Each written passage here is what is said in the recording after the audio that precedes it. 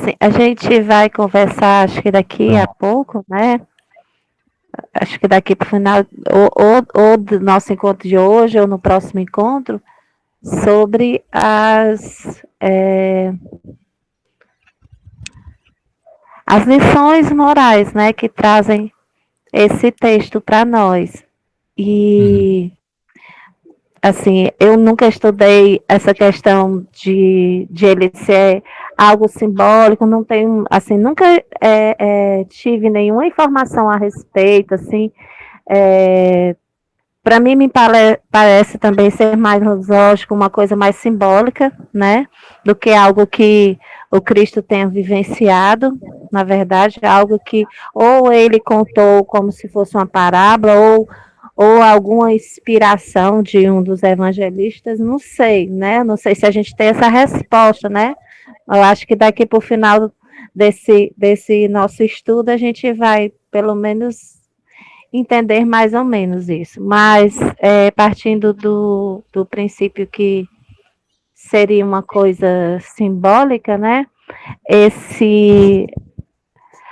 Essa coisa de sempre tentar, né, da questão da tentação, né, para o homem trazer essa questão como algo importante para ser observado, né, que nós, né, sempre estaríamos sobre tentação e das coisas que são importantes realmente para nós, né? Eu acho que daqui para o final desse estudo a gente vai clarear mais, assim, pelo menos eu acho que eu vou clarear um pouco mais a minha impressão sobre esse texto.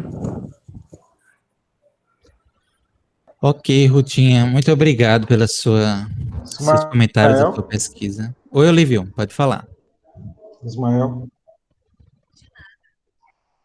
Vocês estão me vendo? Estamos já, sim. Lhe vendo e ouvindo. Tá tudo normal aqui no meu. Sim, amigo. Gente, eu acho tão interessante que nada que vem. Ótimo. Nada que vem do plano espiritual é solto, né? Tudo é acochado, não tem ponta solta. É espetacular.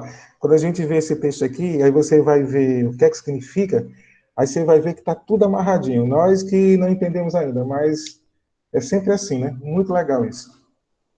Exatamente. As coisas vão ficando mais claras, estão ficando mais claras. Desde o início a gente já começou a perceber algumas questões, né? Mas então agora vamos para o próximo item, que os próximos itens ficaram com o Alexandre. Ele me mandou aqui um material, Alexandre. Eu vou colocar aqui. Deixa eu tirar essa apresentação e colocar a outra.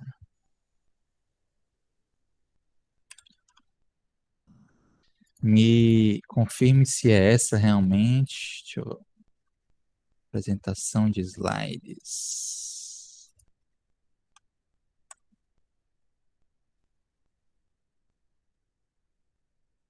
É isso mesmo, amigo? Porque eu tô com várias coisas abertas aqui. Isso. É isso mesmo. Eu estou aqui com o modelo também. Pronto, amigo, fique à vontade. Eu sei que se você tiver alguma ocupação em que precisar sair, fique tranquilo, viu? Tá, joia. Obrigado. Obrigado mesmo. Nesse estudo, e lendo os comentários bíblicos, né, me surpreendeu muito um aqui que me fez pensar que todas essas tentações de Jesus, na verdade, elas se resumiam àquela tentação básica de dizer a Jesus assim, olha, você não precisa estar aqui, não. A coisa já está feita, preparada.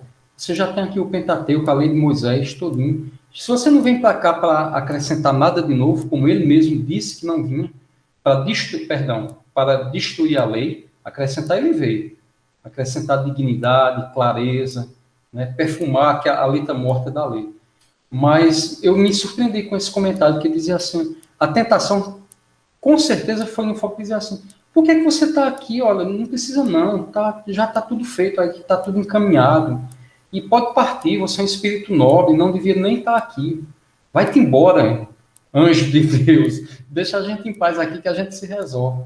Eu fui dormir pensando muito nisso. Rapaz, que coisa, né? Porque fosse um espírito abestalhado, como eu, teria realmente, esse povo aqui já tem o Velho Testamento, tem a lei, né, tem os profetas, está tudo posto aqui na mão deles, mas, enfim, por misericórdia, por infinita misericórdia de Deus, e por entrega de um ser angélico já, a gente teve a presença de Jesus entre nós aqui para acelerar, para apressar o que já está muito atrasado. Então, ô Jesus, para merecer nosso amor cada vez mais, né? E aí eu fui pensando, rapaz, a gente realmente já podia andar sozinho, mas aí desce um ser de uma angelitude sem tamanho para a gente, né, para se sacrificar no meio das nossas chagas, né, da podridão dos nossos pensamentos, da nossa inferioridade, para nos fazer avançar. Isso é muito amor. Tá louco, um homem desse, quando eu vejo Jesus, eu vou dar um cheiro nele. Mas, gente, olha, essa parte aí da pesquisa de palavras, né, eu fiquei aí com não tentarás ao Senhor teu Deus, que é uma passagem do Antigo Testamento. Então tá aí, não tentarás o Senhor teu Deus, é uma estupidez e uma temeridade submeter Deus à teste, para ver se ele cumpre as suas ameaças contra o mal. A lei da colheita, segundo a semeadura, forçosamente precisa funcionar, visto que a única alternativa para isso é o caos. E Deus não pode tolerar isso. Aí está lá a referência do verbete, tá certo? Esse verbete se encontra no dicionário de Champlin, e continua, ele diz aqui que o Targum de Jonathan alude às 10 tentações a que os israelitas submeteram Yahvé a teste. Ver as notas de introdução também no capítulo 11 de Números, como também em Números 14, 22, onde a lista, isso é Champlin escrevendo, essas tentações, e onde são mencionadas 11. O povo de Israel forçou Yahvé a baixar julgamento, devido à estupidez dele. Isso haveria de acontecer de novo, quando dos cativeiros. Meus irmãos, quando eu estava pesquisando isso aí, não tentar o Senhor teu Deus, eu disse, não, isso está lá, é claro, é uma referência do Velho Testamento, né? E eu me deparei com essa coisa aí a lei da colheita, que o Champlin fala, né? Porque se não fosse isso, seria o caos, né? Então a gente realmente só vai colher o que a gente semeia, porque se não fosse assim, seria o caos, o acaso, o nada, né? Mas tá bom, e que lei da colheita é essa? E eu me surpreendi, porque Champlin, falando sobre essa lei da colheita, ele vai dizer que o cristão, né, mesmo depois da morte, não está isento de obter a glória e a graça de Deus. Então, ainda que haja pecado, né, ainda que tenha sido um cristão que não andou de mãos dadas com a igreja, ele pode sim alcançar a glória de Deus. Eu disse, por que esse danado do Champlin não diz logo, basta reencarnar? Mas ele prefere dizer, se esforçar, sei lá, parece até que ele está convulsionando para dizer que você vai sim, lá no plano espiritual, você vai continuar crescendo e vai ter uma oportunidade que você vai alcançar a glória de Deus. Acabou-se. Não tem essa não. Né? Eu achei muito legal mesmo. Poxa, por que não diz logo? Está lá nos comentários de Champlin, se vocês quiserem ler, eu estou com ele aberto aqui, essa parte da lei da colheita, né? É muito interessante porque, poxa, abre de esperança para o cristão que, sabe, a gente tem a consciência dos nossos equívocos, do nosso pecado, né, entre aspas, né? E é curioso, não sei porque o Champlin não abriu logo a mente para isso, em relação a isso, mas enfim, né? Ele fala que é uma estupidez e uma temeridade de submeter Deus à teste. Gente, esse Deus que eles estavam submetendo à teste é o mesmo Deus que operou as maravilhas para ajudá-los a sair do Egito, né? Fez milagres, um após o outro, né? Que os conduziu pelo deserto, né? Que deu chance, que oportunizou se livrar de muitos ataques, porque aquele povo nômade caminhando também cruzou também com vários outros povos nômades, e ali não tinha paz, não, era violência, era agressão, era morte. Né? Outros historiadores dizem aí, não foi uma caminhada sozinha à toa no deserto, não. Eles eram atacados, sim, por outros povos nômades, por assassinos, por ladrões que assaltavam parte daquela comunidade e foram sofrendo todo tipo de violência, e a Yahvé livrando, e dando comida, e orientando, e a orientação espiritual, principalmente. Então, ele vai falar aqui que o Targum, deixa eu ver aqui se eu tenho a referência sobre o Targum de Jonathan.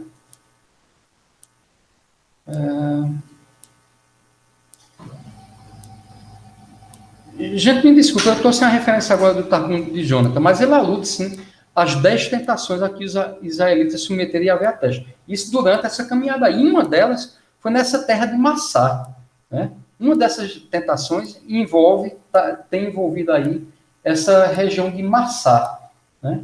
Então, eu lembrei também os 10 mandamentos, as 10 tentações, as tentações de Cristo. E tentação não era uma coisa nova, né, nesse povo, não. Então, eles estavam certos, né, de que Deus os havia abandonado, mal acostumados ainda também com aquela coisa de muitos deuses, de, olha, a coisa está ruim, vamos apelar para o Deus A, para o Deus B, enfim, né? Tentavam a Deus justamente para isso. Olha, se Deus é Deus, então faz aí aparecer água, comida, o povo quer carne, né?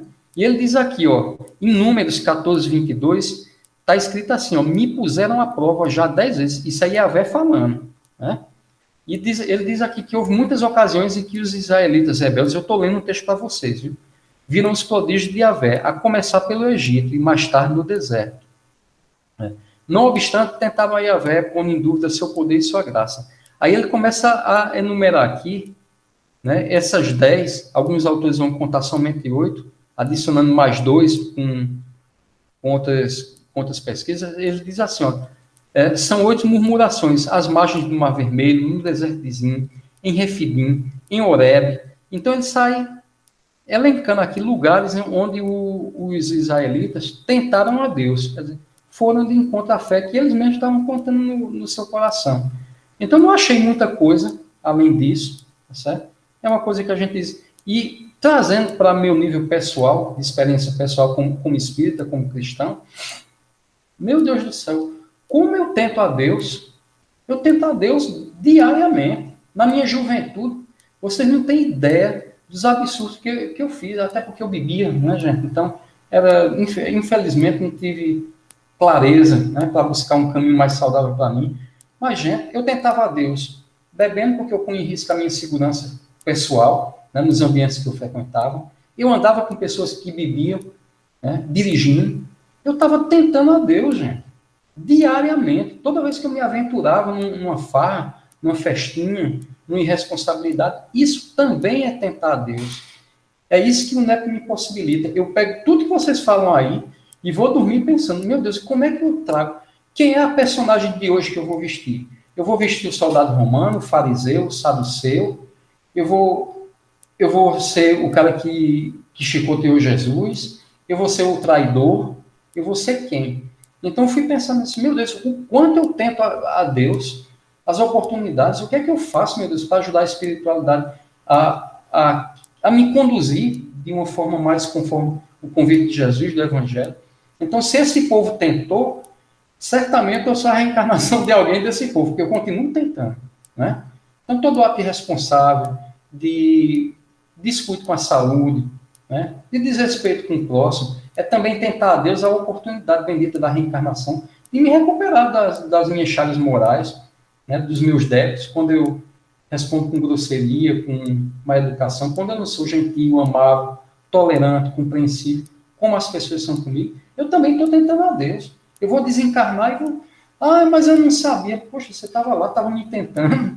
Né? Claro que Deus não fala assim, mas é uma forma também de tentar a Deus, gente. Então, para essa passagem era isso. Vocês gostariam de acrescentar alguma coisa?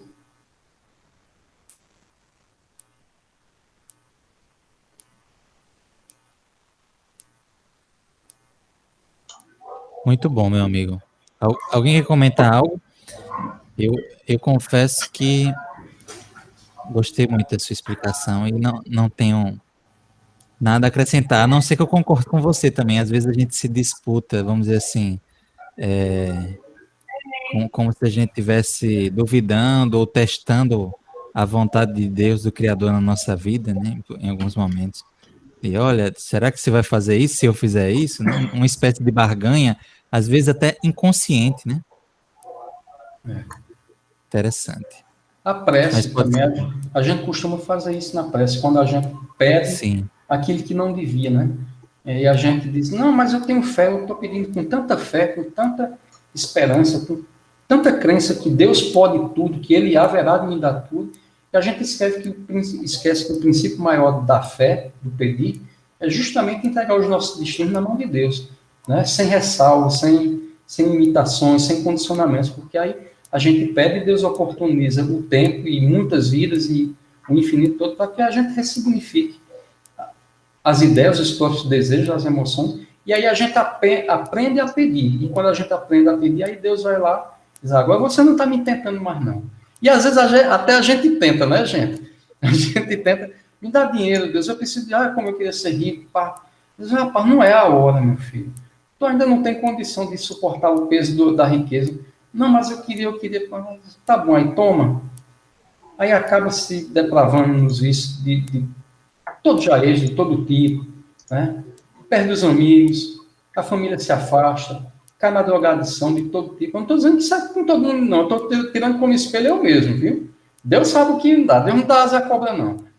Então, já pensou se Deus me desse tudo que eu peço? Eu estou tentando a Deus na prece, até na prece, um momento de íntima conexão com Deus, com Jesus. Eu também estou tentando a Ele. Então, se eu tenho fé, verdadeiramente fé, eu abro meu coração e digo, tá certo, Pai. Mas faça-se a tua vontade, não a minha. Eu duvido a gente ter coragem de espiritualmente, sinceramente, no final de cada pedido, né, a gente pegar e falar assim, mas faça-se a tua vontade, não a minha. Porque aí você tenta Deus e lá no final, tá certo, mas o Senhor sabe tudo, né? Então, vou deixar para lá. Então, gente, você pode passar aí para o próximo slide. Deixa eu só fazer aqui estava pensando aqui, gente, será que essas tentações também não seriam uma pedra de tropeço, né? Nossa. Né? Que a gente mesmo lança, né, Anelina? Exatamente, entendeu? Que a gente acaba se enrolando, vamos assim dizer, né? E é interessante, a gente estava falando aí a questão do dinheiro, né? Eu estava pensando assim, olha como são as coisas, né? Eu pedia muito a Deus paciência. Só que aí ele me dava condições para eu exercer a paciência, né?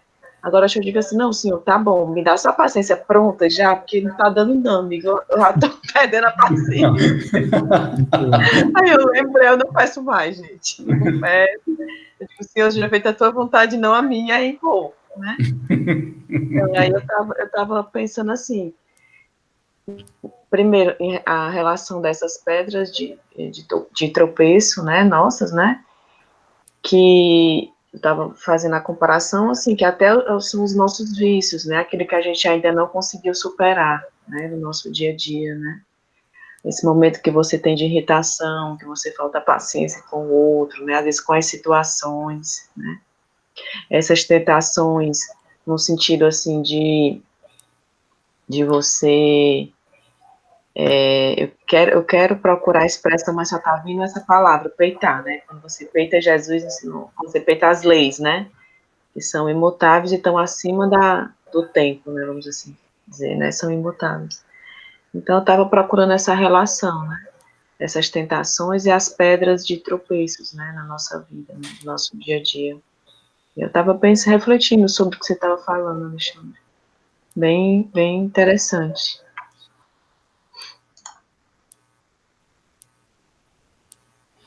Que joia, gente. Então, nesse slide aí, né, Reinos do Mundo, que eu achei bem objetivo isso aí, mas Chantre dá essa visão aí mais transcendental, né, no dicionário católico, né, que Reinos do Mundo sobre as pessoas e sobre o mundo, tanto no presente como no futuro. Às vezes também quer dizer a vida com Deus no céu, né?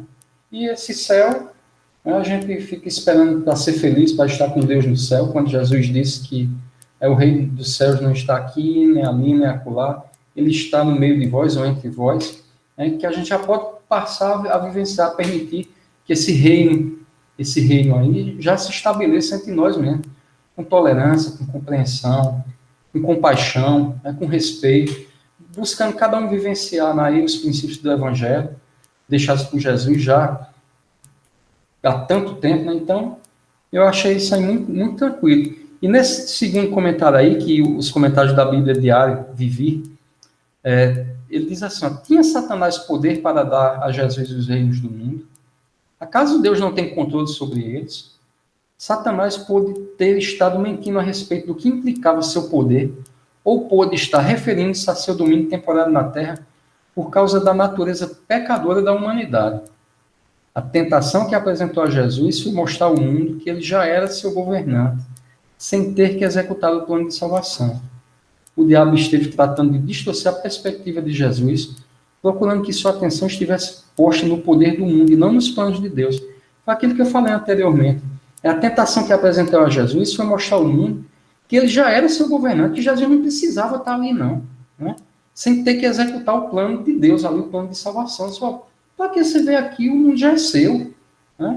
Mas, um pouquinho antes aí, ele disse que Satanás estava se referindo, talvez, ao poder temporário nele, por conta da natureza pecadora da humanidade. Eu não vejo natureza pecadora, né, gente? A gente sabe, a nossa natureza é de luz, é luminosa, é voltada sempre, é atraída por Deus, que é luz, que é amor infinito. Então, não achei muito legal não, mas gostei dessa parte aí em que ele disse que a tentação que apresentou a Jesus foi mostrar a Jesus que, olha, o Senhor já é o governante daqui mesmo, né? Se bem que o texto assim deixa pensar que ele já era o seu governante, talvez esse ele aí fosse o próprio Satanás, mas não faria sentido isso aí. Então, eu acredito que ia dizer assim a Jesus, olha, já está tudo pronto aqui, você não precisa executar esse plano de salvação, não, vai-te embora. Mas não colou, né, a pegadinha do demônio. Então, no comentário seguinte de Davidson, ele diz aqui que a tentação era evitar a cruz e estabelecer um reino pela força, um procedimento que teria tido muita aceitação dos judeus, que assim entendiam o reino. Não é que eles entendiam o reino dessa forma, às vezes eles esperavam um Messias libertador, dominador e político, né? E como Roma era uma potência, como era realmente naquela época, como é que se imaginava um Messias que viesse para dirigir um exército, para disseminar aquela força toda ali, para dissipar a força do Império Romano que pairava sobre eles? Então era natural que eles esperassem sim, né? Diante da ignorância toda, deturpada a lei toda, que esperassem um Deus, um Messias guerreiro, um general, um político, um rei que viesse realmente para expulsar. E pior que isso, gente, eu não compreendo, é um povo que guardou uma tradição tão bonita, tão rica para a humanidade, não um tesouro para a humanidade, que esperar a libertação é natural, né? Quem tem um espinho vai sempre buscar retirar, mas esperar que esse espinho seja empurrado na carne alheia, porque a intenção não era só se livrar de Roma, não, era dominar também, né? Era um povo orgulhoso que sabia que carregava uma herança espiritual muito grande, muito rica, mas que queria também empurrar a goela abaixo, né, essa herança para toda a humanidade. Então, me estranho muito, né? Eu ainda não consigo compreender, sinceramente. É o povo que realmente queria um Messias libertador, mas também queria um Messias opressor para dominar o mundo. Então, não dá para entender essas duas figuras, não. Sabe? A gente sente dor, a gente vai lá e tira o espinho. Mas pegar esse mesmo espinho e ir lá e empurrar na carne do outro é crueldade. Mas eu agradeço muito a esse povo maravilhoso, bendito, abençoado, né, que conseguiu trazer até hoje essa bênção aí, né? Diga aí, Olívio, você ia falar alguma coisa? Fazer uma pergunta, Alexandre? Claro, meu irmão. O que é que tu entendes por herança espiritual? Meu irmão, a tradição. Não estou dizendo uma herança espiritual que você herda, por exemplo, do meu avô, que é uma referência espiritual para mim, né, de grandeza espiritual, né? Eu não, infelizmente, não consegui herdar dele, assim, como se ele pudesse me deixar a espiritualidade que ele conseguiu vivenciar, conquistar, né? A ascensão espiritual dele. Mas eu quis dizer herança espiritual nesse sentido aqui, de dizer que eles carregavam uma tradição muito rica, eles tinham muito conhecimentos, né? Talvez a palavra não tenha sido muito adequada, né? Vou dizer assim, herança religiosa ou herança filosófica, né? Ou qualquer outro tipo de herança, mas não herança espiritual no sentido de herdar o que o outro conquistou. Ah, se eu pudesse ter herdado o que meu avô conquistou. Eu acho que eles tinham uma herança cultural, realmente, concordo plenamente, né? Mas como a gente observa, eu posso estar errado, né? mas realmente eles tinham um espírito muito guerreiro, né? Eles esperavam um Cristo, um Messias, que viesse realmente comandá-los e derrotar todo e qualquer inimigo. Pelo que a gente... Até hoje é um povo muito orgulhoso, né? Que eles, entre eles, são espetaculares, né? Mas eles são um pouco fechados até hoje entre eles, né? O povo hebreu. Eles são muito fechados, mas eu acredito mais numa herança cultural, mais espiritual, dizer que era... Realmente tinha... Se eu for considerar que foi o primeiro povo monoteísta, tudo bem, né? Foi o primeiro povo monoteísta, tinha essa crença em Deus, né? Mas eu não sei até onde seria essa espiritualidade deles. Eu fico assim numa dúvida, entendeu? Era isso. Obrigado. Joia. Eu concordo, até porque se a gente tivesse realmente herdado essa herança espiritual deles, a gente teria herdado. Como, vou dizer assim, como culturalmente nós aprendemos, a gente herdaria também essa belicosidade desse povo. E a gente herdou, na verdade. Né? A gente aprendeu com os povos antigos e veio desenvolvendo belicosidade em todas as áreas da humanidade. É tanto que hoje a gente tem bombas aí prontas para dizimar a humanidade todinha. Mas, infelizmente, a gente não herda, assim, herança espiritual, conquistas espirituais, infelizmente. É interessante sobre esse ponto. Lá no NEP da Paraíba, a gente estava estudando a passagem que Jesus fala, parafraseando assim, dos fariseus, né? Olhem para os fariseus, sigam o que eles falam, mas não façam o que eles fazem. Quer dizer, Jesus reconhecia que os fariseus tinham um conhecimento, vamos dizer, privilegiado das realidades espirituais e principalmente dessa certeza de que existe um Criador do universo único. E essa devia ser uma mensagem que nos impulsionava à fraternidade. Essa é a aliança que os judeus não conseguiam cumprir, né? Mas o que Jesus mais atacou não foi nem isso, foi a questão da incoerência, da hipocrisia. Conhecimento eles tinham bastante, mas essa incoerência. Óbvio que tiveram judeus que aceitaram a vinda do mestre e o abraçaram como Messias, né? E hoje a comunidade judaica ela é completamente diferente, tem tanta diversidade que é difícil falar dela em uníssono de uma forma, né? Eu falei para vocês daquele seriado que fala dos judeus ultra-ortodoxos. Mas se você for pegar uma linha de judeus que vive mais aqui no Brasil conosco, que a gente tem um contato, que são um pouco mais, vamos dizer assim, tranquilos em várias questões, não tão radicais, é muito diferente, né? Então, mas é uma nação que tem muito a nos ensinar e tem uma missão como todas as nações têm, né? A nação brasileira, a nação... o Velho Mundo teve a sua missão Roma, enfim, mas todos estão passíveis à queda, inclusive nós, né? Nós aqui. Pois, gente, se tu quiser passar aí, Ismael, Pronto. próximo. Pronto, gente, essa última parte aí, que é o prostrado, que é o como, né? Eu te darei toda esta autoridade e a glória deles, como, que é o prostrado. Eu grifei aí, negritei, né? Estar prostrado, cair prostrado, né? Daqueles dominados pelo terror, o espanto ou o sofrimento, ou sob o ataque de um mau espírito, ou que se deparam com morte repentina. Foi só que me chamou mais a atenção, assim, mas ó, essa forma de prostrar-se, né? É também um gesto de respeito. Você vê na cultura japonesa, né, nipônica lá, a forma como as pessoas se curvam, né, como reverenciam. Então, acho que a forma aí era mais... Não consegui muito, assim, uma forma espiritual, uma análise espiritual desse como. Né? Se vocês puderem acrescentar alguma coisa aí, eu agradeço, mas esse prostrado não passou muita coisa para mim, não.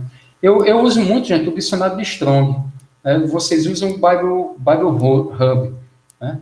Mas a referência é a mesma, porque o Bible Hub é online, a palavra em grego, se você for em busca, está aí o mesmo, eu só uso um dicionário diferente, mas é a mesma coisa. Então era isso, gente. Obrigado aí, viu? Obrigado, Alexandre, pelas suas reflexões, as reflexões que você trouxe para nós hoje. Então vamos seguir. Gente, algo a comentar sobre, ou ficou alguma dúvida, ou algum comentário sobre essa parte que Alexandre falou? Podemos seguir? Então, tem 2 itens que ficaram com a Elis. Elis nos enviou o material. Então vamos dar uma olhada. Apesar dela não estar conosco hoje, olha, ela até mandou uma mensagem lá no nosso grupo dizendo que vai estar conosco na próxima sexta-feira. Mas ela mesmo assim me mandou esse material, vou compartilhar aqui com vocês. É bem curtinho, são dois slides só. Cadê? É tanta coisa aberta aqui que vamos lá.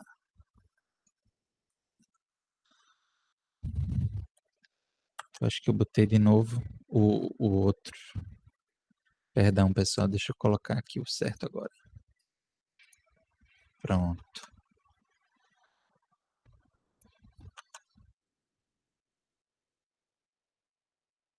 Pronto, ela ficou com 2 itens. A questão foi o 20 e 21. A questão mais da adoração, né? Da parte do verbo adorar. Nos versículos, tudo isto te darei e prostrado me adorareis. Nessa questão do ponto de vista do adorar. E adorarás o Senhor teu Deus e somente a ele prestarás culto. Então o diabo deixou e eis que os anjos se aproximaram e começaram a servi-lo. Tinha uma questão sobre o verbo servir, né, Larissa? Tu lembra? Eu me esqueci agora. Eu botei aqui até uma observação, pesquisar o verbo servir. Vamos ver se ela abordou aqui. Vamos lá. Adorares, adorar, prestar culto, cair de joelhos. É uma nota de rodapé lá que o Haroldo coloca em relação a esse verbo utilizado, né, no grego. Deus, então ela colocou esse comentário do Davis, dicionário Davis, Deus proíbe que se preste a adoração a não ser a ele só.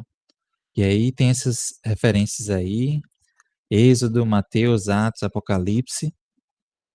Os atos externos de adoração representavam um dever de civilidade para com as pessoas, para com pessoas de elevada posição, como Esaú, José ou soberanos.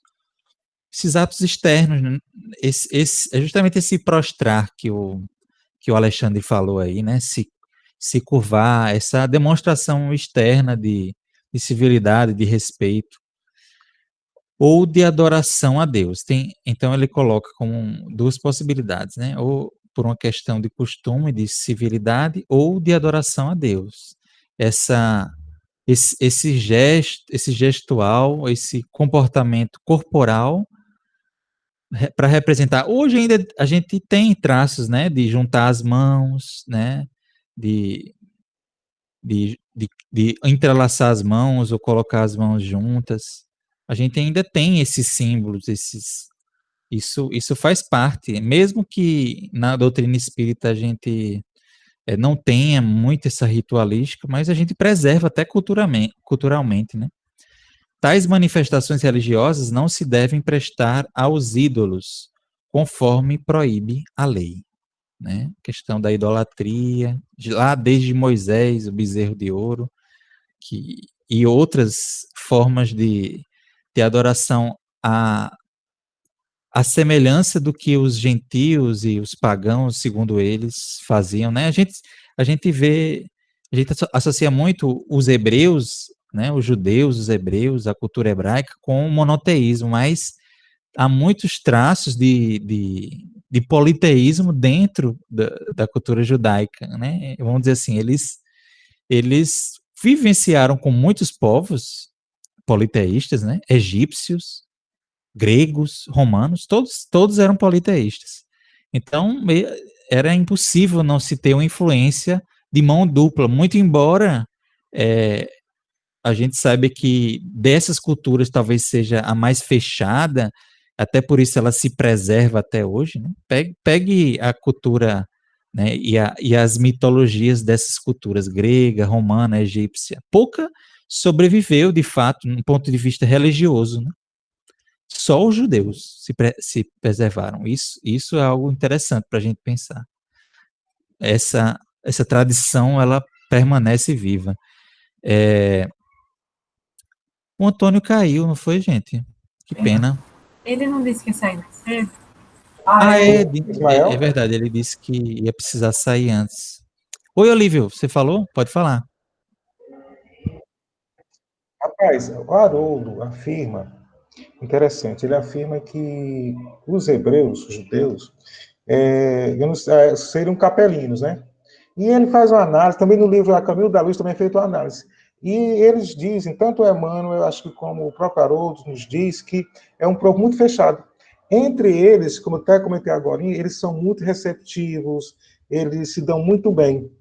Mas entre eles são muito fechados. Desses povos capelinos, eu acho que o mais fechado era eles também os hindus, né?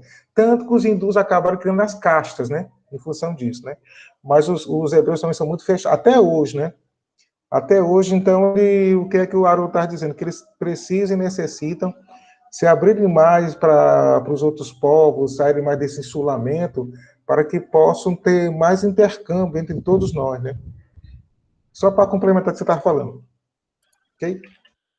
Muito bom, Olívio. Realmente tinha uma razão deles virem parar aqui, né, nesse mundo de expiação e provas, né? Eles precisavam trabalhar essas questões. Bem lembrado, fica muito evidente. Todos esses povos, né, egípcios, hindus, judeus, esses que a gente tem indícios de terem vindo. Agora, muito e os se fala arianos, também. né? Os arianos. E os arianos. E os arianos, Isso, né? Os arianos justamente são os povos que estão pela Europa, que acabaram dominando o mundo, né? Os arianos, segundo o Haroldo, foi o povo que mais teve intercâmbio com todos os outros povos aqui do planeta, né? Ele coloca até isso. É interessante isso. Essa colocação dos arianos, e eram os mais teimosos, os mais rebeldes, os mais violentos. Então, está aqui hoje, em grande número. Interessante é isso. Pois é, interessante você falar isso em relação aos arianos, porque saiu uma pesquisa recentemente pesquisando a herança genética do cearense, né? De onde é que vem o cearense? E eu não sei se vocês viram, saiu até uma reportagem na TV. Eu achei interessante que foram encontrados dois traços bem fortes. Também. Foi ano passado. Né? Uhum. Foi. Ano passado foi muito interessante. Não me recordo mais os dados, mas foi muito interessante. Muito interessante. Surpreendente até, né? Foi surpreendente mesmo. Porque e o que teve de piada com relação a isso, de sermos oriundos de povos nórdicos. Rapaz, mas rendeu, viu? Pois é muito traço indígena com o traço nórdico, né? Que é uma dessas manifestações dos povos arianos também. Mas vieram parar aqui e a gente não sabe, essas misturas vão acontecendo com o tempo, a gente só descobre com a ciência apontando. Mas vamos lá. Voltando aqui para o segundo slide aqui que Elis nos trouxe. Adorarás o Senhor teu Deus e somente a Ele prestarás culto. Justamente acho que complementando o que Alexandre nos trouxe, é a Yahvé, essa citação de Deuteronômio, né? É a Yahvé teu Deus que temerás, a Ele servirás e pelo seu nome jurarás. Deuteronômio 6:13. Então, vamos ler esse comentário. Fazer um juramento em nome de determinada divindade era uma forma de demonstrar que ela era considerada poderosa. Embora os israelitas tivessem herdado as cidades, casas e propriedades rurais dos cananeus, não deviam receber como herança os deuses que estavam associados à proteção desses lugares ou a fertilidade da terra. Uma das maneiras de demonstrar que haviam rejeitado esses deuses era a recusa em atribuir poder a eles através de juramentos. Olha aí, justamente aquilo que a gente falava, né? Essa condição de mistura ali cultural e, e os judeus se sentiam um pouco invadidos pela religiosidade, né, pagã. E isso gerava conflitos e certamente não era algo tão simples de se lidar, né? Mas é interessante aqui que eles colocou essa citação de Deuteronômio, que fala dessa questão do temer relacionado ao adorar, né? Então, existia essa concepção ainda de um Deus que devia ser temido, que devia amedrontar, e essa adoração, ela estava muito associada a essa reverência a algo superior e que eu tenho medo, e que eu tenho receio do que pode acontecer comigo se eu não seguir, né? A lógica que Jesus traz é muito diferente, né? Vocês não concordam? De um pai, de um criador, não de temor, mas de amor, né? E isso é profundamente uma transformação muito grande do pensamento judaico daquela época. Então, eu acho que Eu esse... acho que ainda hoje, Pode falar. desculpe, eu acho que Ah, ainda hoje a gente veio da religião católica e de outras religiões, a gente criaram um Deus para a gente, um Deus que a gente tem que ter medo e acabou, né? Foi quando eu cheguei no Espiritismo que eu finalmente encontrei um Deus que eu acreditava ser o meu Deus, né? Que antes disso era uma coisa medonha, né? Não faça isso, não faça aquilo outro, peraí, pera lá. É coisa antiga, né? Até hoje isso verdade. existe, né? Verdade, verdade. Isso perdura até hoje, muito, muito por causa da nossa incompreensão da mensagem do Cristo, né? Jesus veio, procurou ser mais claro em relação a essa questão, mas a gente ainda está arraigado a esse ponto de vista, né? Mas são fases. Mais alguém quer comentar algo sobre esse ponto? Caso não, nós vamos para o último ponto que ficou com Anelina. Anelina mandou um material, Anelina. É bem Eu posso miudinho expor também. aqui. Ótimo, ótimo. Que aí a gente tem mais espaço para conversar. Eu vou colocar aqui na tela também. Só um minutinho. Pronto. Veja aí se apareceu. Apareceu? Dá para ver o PDF? Pronto. Então, a Lina ficou com essa última parte, né, do texto. Fala em relação... Mas até essa palavra, em vez de Satanás, diabo, né? Diabo afastou-se dele até o momento oportuno. E vamos ver lá o que você trouxe para nós, Anelina. Fique à vontade. E é engraçado que quando eu vi essa palavra Satanás, eu só lembrei dos nossos amigos evangélicos, né? Testemunho de Jeová também, que assim, eu não sei se é porque eu já tenho assim uma outra visão, não tenho mais esse negócio assim tão distante, né? Mas sei não, vamos lá. Vamos pra frente. Isso aqui foi contribuição do meu amigo Olívio, tá, gente? Essa esse conceito, né, de Satanás, né? Que realmente é uma figura muito controvertida. A palavra Satã significa em hebraico acusador, opositor. Aparece pela primeira vez no livro de Jó, sendo como um promotor celestial. Deixou também de Lúcifer, né? Também utilizado muito esse termo como que era um anjo de luz, né? E é interessante porque aqui, como opositor, eu pegaria mais esse termo opositor quando ele chega para tentar, não, para provar Jesus, né? Na verdade, tentar não, para provar Jesus, né? a sua intimidade com Deus e o direito de entrar no céu. Aí eu lembro justamente daquela batalha, algo bem mítico, né?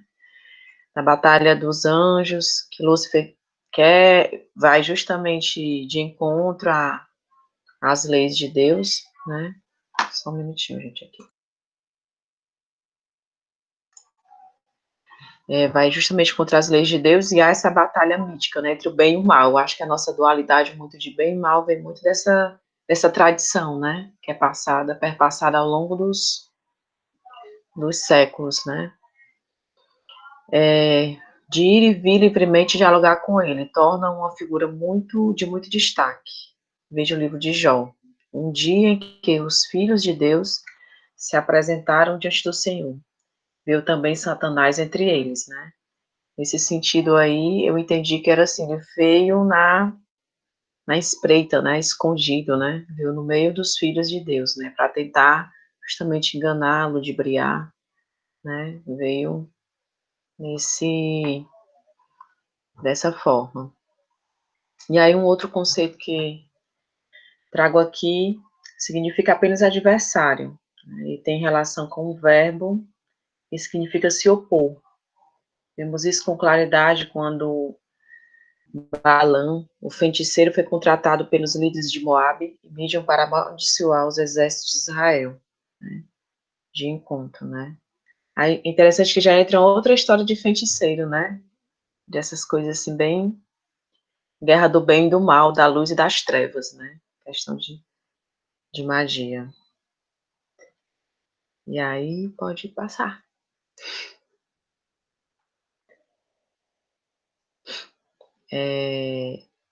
Para a maioria dos leitores antigos, a partida do diabo implicaria pelo menos em sua derrota temporária. Gente, isso aqui, eu não sei porquê, mas lembra muito, assim, os nossos desafios diários, né? São pequenas provas que a gente passa no dia a dia, né? Que eu sempre procuro trazer para o meu dia a dia, né? Para aquilo que eu vivencio, né? Então, assim, essa derrota temporária, né? Esse ir e vir, esses altos e baixos que nós passamos, né? Não só no dia, mas no decorrer da nossa vida.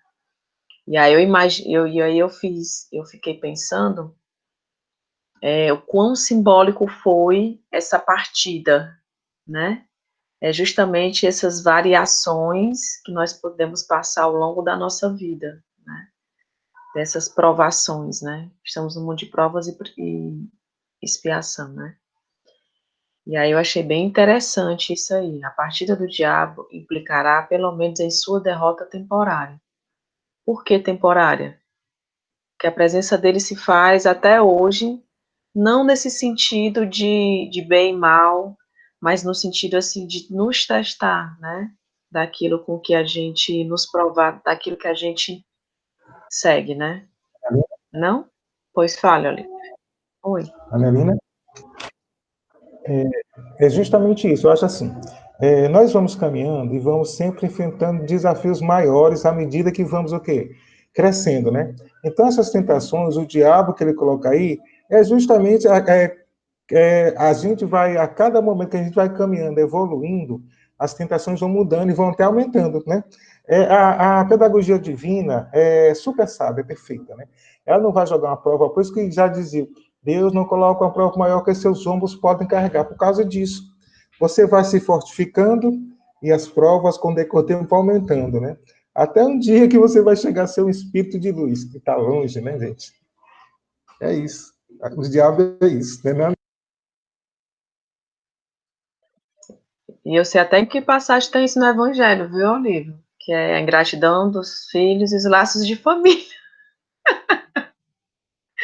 Que Deus não dá as provas maior do que a gente pode carregar, que muitas vezes nos falta vontade, né? De superá-los, né? Então, assim, Pois isso que vocês estão falando me lembrou, né, que além disso, essas provas, essas tentações, elas são oportunidades de lição, não só para o tentado, mas para o tentador e para quem os observa.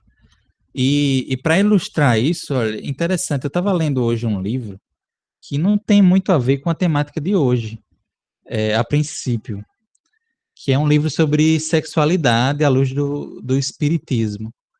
Mas tem uma história que é contada lá, que eu vou trazer aqui, eu acho que tem muito a ver com o que a gente está falando.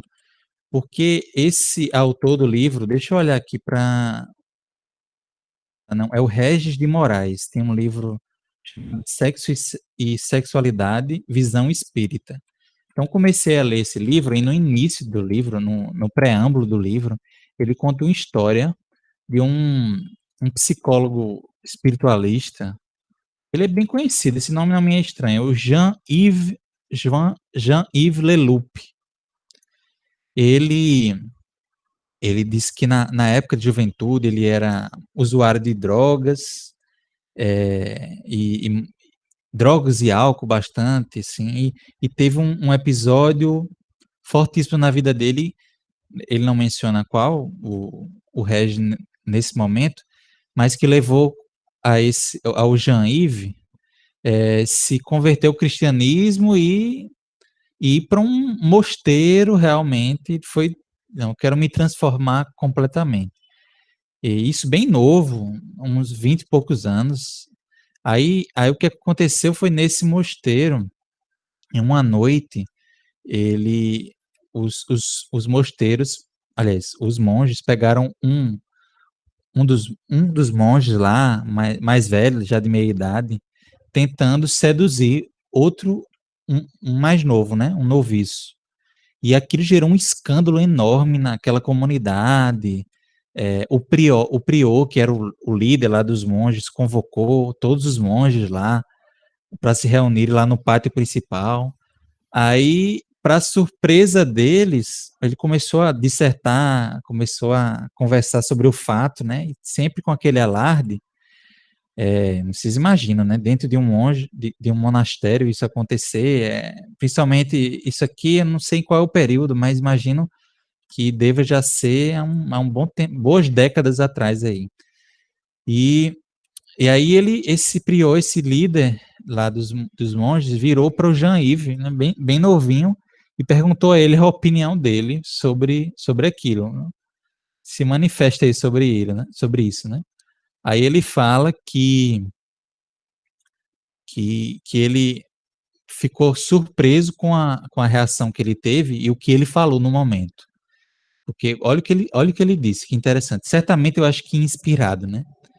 Ele disse assim: nessa noite algo muito abençoado aconteceu nessa casa religiosa, pois o pobre monge descobriu que nunca mais correria o risco de se imaginar um santo, né?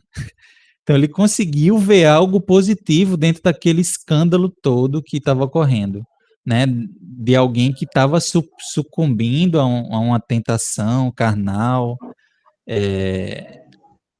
e aquilo todo mundo imagina, né? Ficou em silêncio, pensativo, Reflexivo. reflexivo, né? Isso certamente foi uma oportunidade ali de lição para todo mundo. Acho que isso é um pequeno exemplo, mas de coisas que acontecem diariamente, né, diante de todos os escândalos das nossas vidas, porque nós não estamos livres deles, de todas as matizes. O Rossano Klinger fala que Deus quer sempre o nosso melhor lado, as nossas melhores coisas. Ele conta uma famosa palestra dele que ele estava no dia do evangelho dele e ele passou o dia péssimo, né? E ele, o celular tocava, avisando o evangelho, rapaz, não vou fazer, hoje eu não faço. Brigando com ele mesmo, né? Aí depois ele raciocinou, mas Deus quer sempre o nosso melhor, né? É como nesse caso aí, de uma situação terrível, esdrúxula, o nosso amigo aí conseguiu tirar uma coisa muito positiva e sensata que todo mundo parou para refletir, né? É muito interessante. E quando tu falas na multidão, Paulo de Tarso nos diz que todas as nossas ações é observar para uma multidão de pessoas, ele diz. Então, cuidado com quem está lhe observando, né? As coisas que nós fazemos, né? É isso. Verdade, meu amigo. Anelina, pode prosseguir. Interessante, né? Então vamos lá. A observação de Lucas, no fim do relato, é bem diferente da de Mateus. Ele nos garante que aquilo que disse foi apenas um exemplo do que ocorreu, pois Satanás jamais desistiu, pois afastou-se apenas momentaneamente, esperando outras oportunidades para tentar derrotar Jesus. Interessante assim, tentar derrotar, né? Então, assim, a tentativa, jamais tipo assim, no sentido de, assim, essa palavra me tentar, me veio muito assim, que ele sabia da grandiosidade, né, de Jesus, que era uma tentativa, que se ele não tivesse essa noção, seria dito o quê? Derrotar Jesus, né? Pode até ser que eu esteja equivocada, né, mas eu achei interessante essa palavra tentar, né. Lucas não Angelina, menciona... Hã? não entendi. Tentar. Porque Eu tô ele com a fala, nota- porque ele diz assim, ó, pois apenas afastou-se, apenas momentaneamente, esperando outras oportunidades para tentar derrotar a Jesus. Se ele tivesse tanta certeza que ele derrotaria, ele não teria utilizado a palavra tentar, mas sim derrotar Jesus, entendeu? Certo. Apesar que Jesus é um espírito crístico, né? Então, Sim. na realidade impossível, né? Lucas não menciona o ministério angelical, que Mateus e Marcos incluem. As narrativas são suplementares, em questões secundárias, são contraditórias, o que significa que não foram harmonizadas pela igreja primitiva. Isso nos encoraja a crer em sua historicidade essencial, e não o oposto. Eu queria, assim, que vocês que têm mais experiência, né, falassem um pouquinho mais nesse sentido aqui, ó.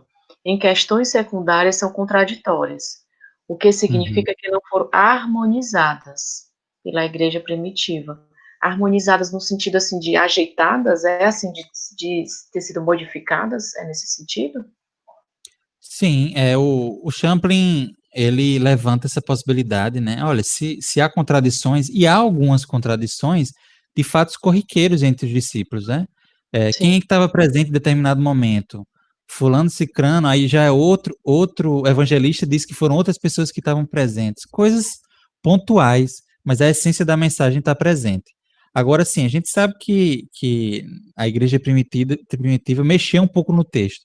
O que a gente sabe, até as informações da espiritualidade, de Emmanuel, dos espíritos, é que o conteúdo espiritual, o coração do evangelho permaneceu, né? Mesmo diante das tentativas de burlar isso. Então, apesar da fala do Champlin, mais ou menos eu acho que ele quis ir por essa linha, né? De que a gente não se desencoraje ou se desespere com essas diferenças mínimas entre os textos. Isso, na verdade, o que eu acho legal dele é que, ao invés de ir contra a historicidade do texto, vai ao encontro, porque é natural das pessoas, ao narrarem, pessoas diferentes narrarem episódios, os mesmos episódios, elas vão narrar de maneiras diferentes. Então, isso aponta para a realidade do fato, né? Mas aqui, especificamente, esse encontro de Satanás e Jesus, onde ele se afasta momentaneamente, ao nosso ver, esse encontro foi totalmente simbólico, né? sim, Então, esse momentaneamente aí, que o Champlin comenta, que a gente vê na passagem, né? Por hora, neste momento, pode refletir de maneira mais espiritual, no sentido de que nós estamos em tentação, em provação constante, né? A gente supera um obstáculo, outro ponto aparece, né? E assim, a gente precisa ficar vigilante, por isso que Jesus disse que além da oração a gente precisa vigiar, né? Essa vigilância é isso, não dar brechas, porque a gente só basta um segundo de você se descompatibilizar com a lei para abrir uma brecha para uma má influência. Um segundo. Então, é esse ponto aí. Né? Com certeza, Ismael. Pode falar. interessante que a Nena colocou, assim, deixa eu só botar o óculos aqui para enxergar melhor.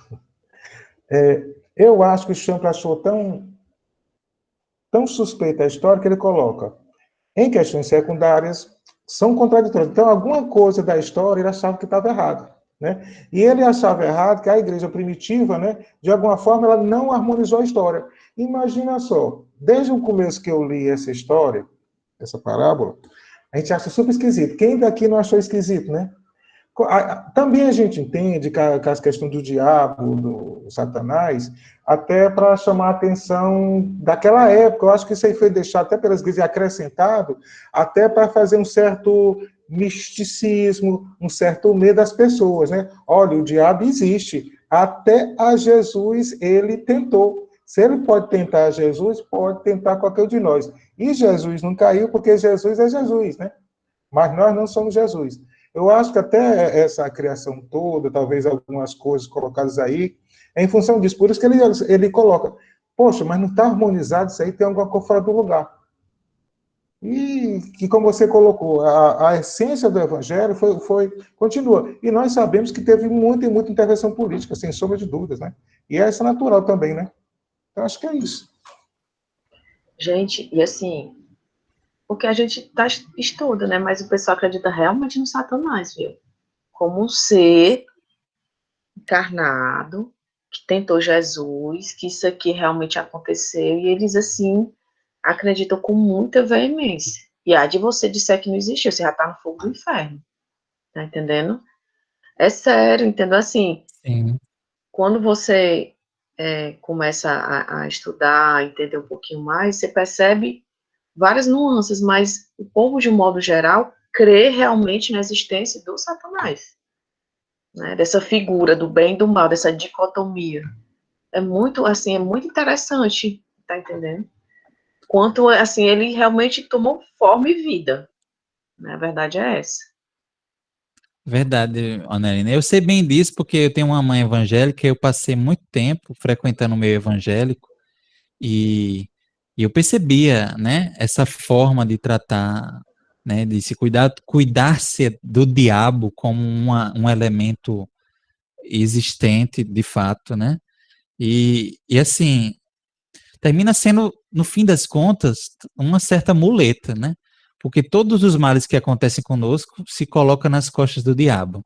E quando a gente percebe, quando a gente ressignifica isso para espíritos sofredores que nos influenciam, através de um mal que nós plantamos em nós mesmos, a responsabilidade volta a ser nossa, né?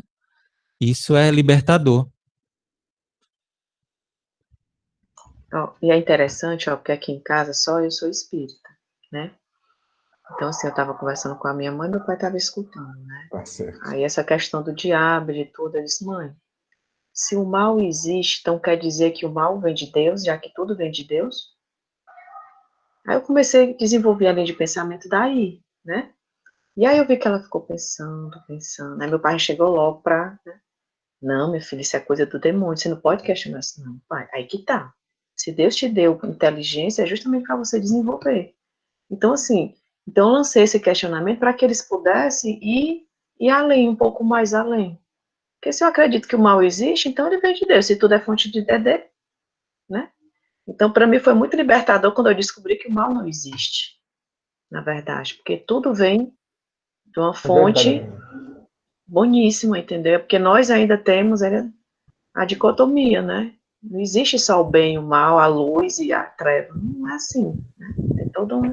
Na verdade, né, Anelina? O que não existe é a figura do demônio, de um ser maligno, né? Que tem tanto poder quanto Deus, né? O demônio, o Satanás, o diabo, né? O mal ainda existe, né? Está entre nós ainda, né? Perdura por conta da nossa ignorância, né? O que não existe, na verdade, são esse ser que foi construído, né? Juntamente com a mesma ideia de um Deus que pune, né? De um Deus de um Messias que seria guerreiro, que viria conquistar, né, aquilo que foi perdido pelo povo através das guerras, das lutas, né? E essa ideia ainda persiste, né? Ainda persiste. Aquela ideia também dos anjos caídos, né? De que teria tido uma guerra no plano espiritual e que tiveram anjos que caíram, né? Essa ideia persiste ainda na mente, no povo, Inclusive, como nem é se fosse. bíblico, viu?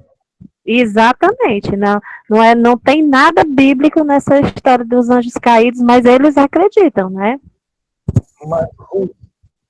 Mas, o diabo é muito útil, gente. O diabo é muito útil. Olha como o diabo foi muito útil para a igreja, né? Imagina na. Eu nunca decoro, não. Eu tenho um bloqueio histórico quando eu vou falar da Inquisição. É impressionante. Foi muito útil. Rapaz, o diabo foi muito bem usado. Esse diabo foi usado para dominar. Hoje é usado, né? Olha, se você não fizer tal coisa, o diabo vai lhe pegar. Ora, até hoje é muito usado. Isso é ótimo para algumas organizações religiosas, né? Mas no meio espírito, isso não tem o menor sentido. Nós já temos nossos demônios, nosso satanás dentro de nós, né? Então, deixa-os de fora com os outros, né? Mas é isso. Muito bem, pessoal. Vamos chegando já no finalzinho da nossa reunião. A gente vai, semana que vem, entrar no significado moral da passagem. Já entramos, na verdade, né, muitas vezes nessas últimas sextas, mas de maneira, vamos dizer assim, num mergulho mais profundo. Eu estava até conversando com o Antônio estava elaborando uma interpretação, né, vendo até os estudos anteriores, ele estava assistindo os estudos anteriores, e aconteceu um fato engraçado, porque ele mandou um áudio para mim, dizendo que ele estava assistindo um vídeo, né, ele colocou os vídeos para ir revendo e vendo pontos, para fazer uma proposta de significado moral. Aí ele disse que de repente ele falou: olha, Larissa, seu microfone está baixo. Aí ele repetiu: o microfone está baixo, Larissa. Aí depois ele disse: eita, é um vídeo. Ele entrou tanto na reunião que ele achou que ele de fato estava nela. E, e foi engraçado demais. Eu disse: olha, Antônio, você realmente se transportou para aquele momento, né? E não é fácil ter esse poder de concentração para se transportar. Então, assim, eu tenho certeza que hoje ele precisou sair mais cedo, mas eu vou falar com ele que ele com certeza tem um conteúdo bem legal para trazer para a gente, para que todos nós possamos refletir. Tá bom?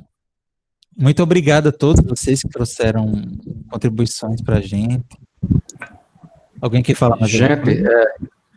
eu quero sim. Eu assisti o vídeo da última reunião, foi maravilhoso, viu? Foi muito rico, foi muito gostoso mesmo. Fiquei triste não ter participado, mas ainda bem que a gente grava, né? Hoje começou a gravação um pouquinho mais tarde, mas eu acompanhei assim, o último encontro, viu, gente? Muito obrigado também. Boa noite. Obrigado, meu querido. Vamos fazer a prece. Alguém quer falar mais alguma coisa? Então, vou pedir para nossa amiga Ruth fazer a nossa prece final. Você pode fazer, Rutinha?